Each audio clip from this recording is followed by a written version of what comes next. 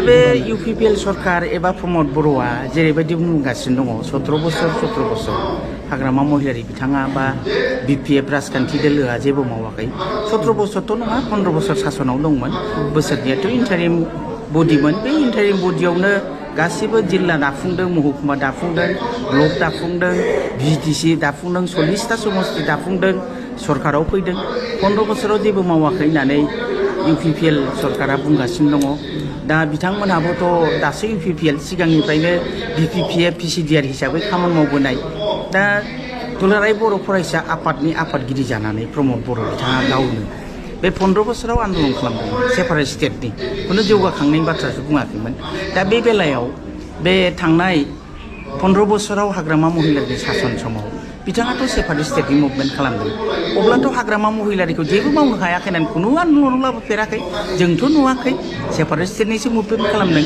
जुदि हाग्रामा महिलारिया बै समावनो जेबो मावाखैमोनबा पावारफुल एबसु समाजानो गनायो जातीय संगठन हिसाबै जों बयबो मानियो जोंबो एबसुमोन एबसुनिफ्राय फैनाय दा बे बेलायाव मानो मोनसेबो खामानिया जायाखै होननानै आसि थुनानै खिन्थानो हायाखै दा बेनो दा जे गावसोरनो जे इउपिपिएलआ जेबो मावनो हायाखिसै जों बे बाथ्राखौनो रायजोनो बुंगोन आरो इउपिपिएलआ जे थगायो बिसेसकै प्रमद बर'आ थगायनानैनो बे बिटिआर सुक्ति खालामदों एखेबारे एनडिबिफोरखौ खोमसियाव दोननानै दिनै बिथाङा बिटिआर सुक्ति खालामदों बिथाङा दिनै सान्थिनि खोथा बुंबाय थायो सान्थि फैबाय दा आंथ' बिराद दुखु मोनो जे एनडिबि बिथांमोनखौ खोमसियाव दोननानै रन्जन दैमारि बिथांजों लोगोसे गोबां जोंनि बर' जोहोलावफ्रा जायफोर नंगुबै संग्राम खालामदोंमोन बिसोर दिनैबो जेलाव दङ बिथांमोनखौ खोमसियाव आन्दोआव सोनानै दोननानै गाव सासन खालामनायखौनो बिथाङा बिराद सान्थियाव फैदों सानो होमबा बिथाङा मा होननो नागिरदों बै 15 बोसोराव हाग्रामा महिलारि बिथाङाथ' जौगाखांनाय खामानिखौ मावदों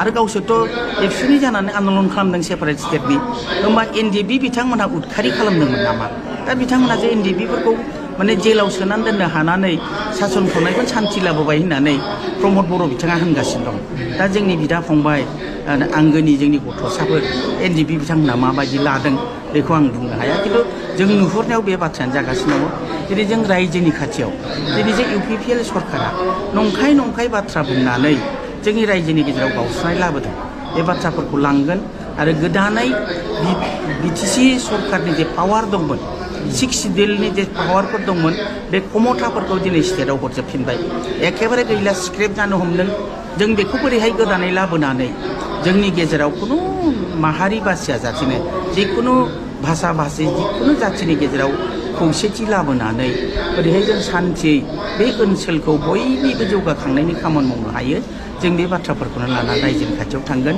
आरो इउपिपिएलआ जे नङै आइजोफोरखौ लानानै एखेबारे नंखाय बाखाय चेक रानफ्लानानै सरकारनि चेकआथ' बिदि गामि थांनानै रानहैजाया पार्टिनि मिथिङाव सरकारनि चेकआ रानजाया आरो आजिखालि अनलाइनावसो जायो थाखा मोननायफ्रा अनलाइनजोंसो जायो दा बेफोरबायदि नंखाय बाथ्रा बुंनानै सिगि सग' खालामगासिनो दं आइजोफोरखौ जे गावसिनि मिथिङाव फैयाबानो जे सेल्फ हेल्प ग्रुपनो फैसा होनाय नङा अरुणोदय स्किम मोननाय नङा माबा आइजो अनसाय बिथांखि दंनो माबा आइ बिथांखि दंनो बिथांमोननि स्किमनि खुनु आंखाल गैया बिथांमोना नानान बानान मिशन गायसनदों बे मिशननि नामफोरखौ जों मख'जोबनो माबा अमा मिशन बोरमा मिशन माबा एन्जर मिशन बायदिसिना मिशन गायसनदोंनो बिथांमोना दा बेफोरजों एखेबारे रायजोफोरखौ थगायदों जोंनि भटारफोरखौ थगायदों आजोलि रायजोफोरखौ थगायदों जों बे बाथ्राफोरखौ सांग्रां जानो थाखाय जोङो जोंनि माने बिब' बिनानावनि खाथियाव थांगोन आरो आइजोफोरनि दारै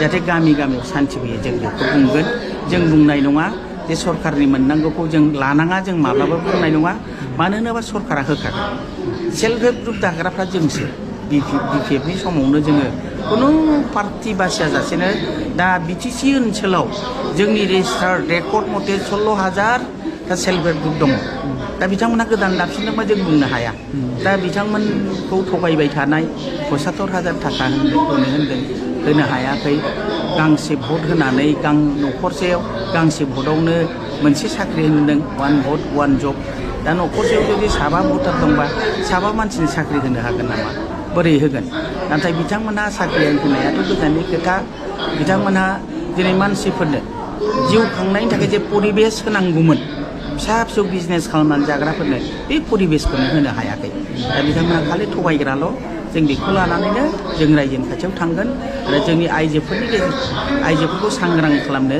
जों नाजादों आरो नाजाबोगोन। उदालगुरिनिफ्राय जों दिनैसिम फैनानै जे नुदों जेरावबो आइजोफ्रा सांग्राङै दङ।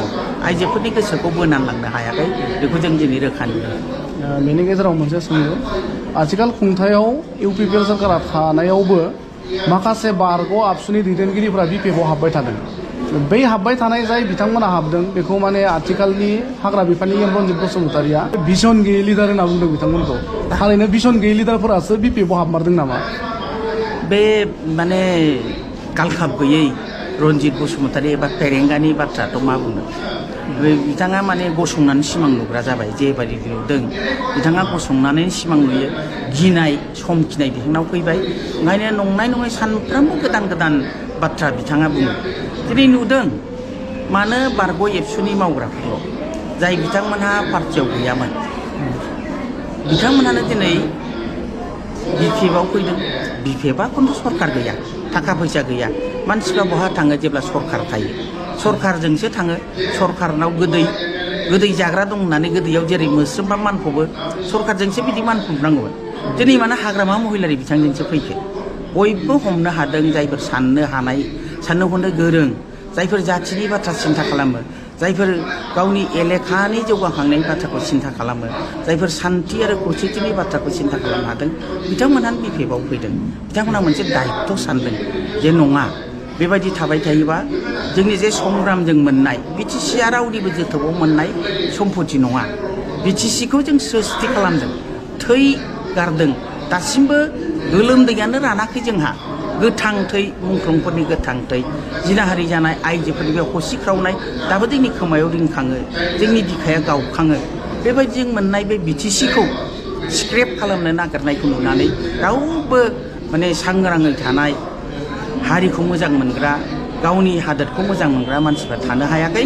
ओंखायनो बिथांमोना बिपिएफआव फैदों। आरो बेल' नङा, दानि जे फरायसाफोर स्टुडेन्ट जायफोरनाखि 18 बोसोरनिफ्राय जायफोर फरायनानै थाबाय ड्रप आउट जायखौ बुङो, बिथांमोनहाबो आरो फरायसाफ्राबो दिनै मानो फैखो? एबसु होनना बुङोबा माने फरायसा होनोबा एबसुनि सिङाव थायोमोन, एबसुनि सिङाव एबसुनि गाइडेन्सआव थायोमोन। नाथाय दिनै फरायसाफोरखौ जोंनि दुलाराय बर' फरायसा हमथाना लाखिनो हायाखै। बिनि खारनानो जाहैबाय बिथांमोनखौ थांनाय समनिफ्रायनो इउपिपिएलनि जानानै खामानि मावहोयो, इउपिपिएलनि जानानै जोंनि फरायसाफोरखौ खामानि मावहोयो। दा जे इउपिपिएलआ सरकारा जाथिनि खामानिखौनो मावनो हायाखिसै, साख्रि बाख्रि होनो हायाखिसै, सिएसबिखौ सिफायबाय बिथांमोनहा। बोसोरथाम थांबाय, बोसोरथामाव जेबोखौनो मावनाय नुवाखिसै।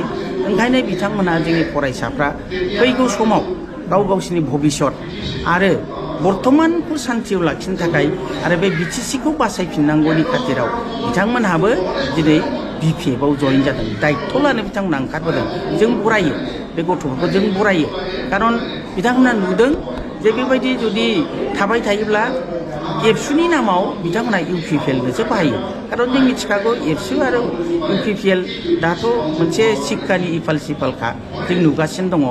दिनै दुलाराय बर' फरायसा आफादा गावसोरखौ सिखार जाया मालाय मा जानो, जोंथ' नुगासिनो दङ। ओंखायनो दिनै बिथांमोनहाबो फैगासिनो दङ।